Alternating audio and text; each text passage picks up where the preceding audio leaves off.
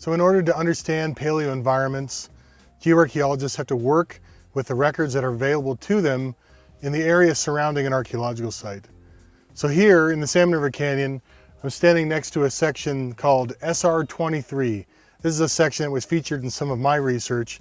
And what's important about this one is it holds a record of climate.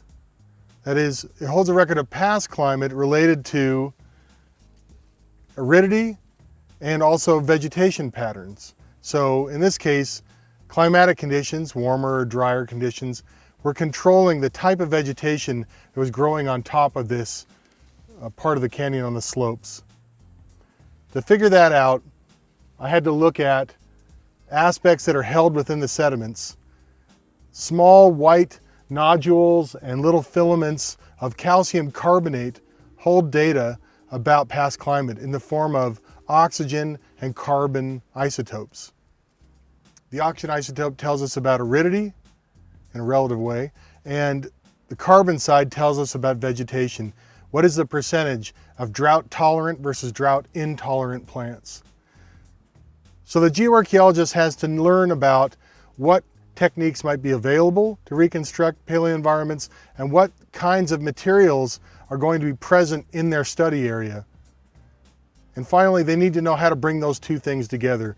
They need to know how to bring their knowledge of what things can be accomplished through the study of paleo environments and what materials they have to work with.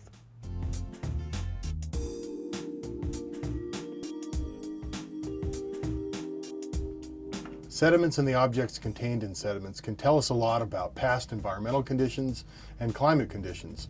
Here at Cooper's Ferry, we have a lot of different kinds of deposits and things in those deposits that help us in our need to understand past ecology from both a weather point of view and plant point of view and animal point of view. So here to my left, we've got some different kinds of deposits. This one here that's kind of a yellow deposit is wind-blown glacial dust, or loess. And loess is a deposit that indicates glaciers grinding up bedrock somewhere in the landscape. In our case, it's in the Salmon River Canyon. There were glaciers in the headwaters of our river basin during the last ice age. They ground up different kinds of bedrock units into flour, you might think of it. That material gets washed down, blown onto the flanks of the canyon during cold, dry episodes of Cooper's Ferry's past. Within glacial dust, or loess, we can also find really thin little filaments of carbonate. And these are created by plants and their roots down in the ground. The geochemistry of these carbonates can be studied, and they tell us things about aridity.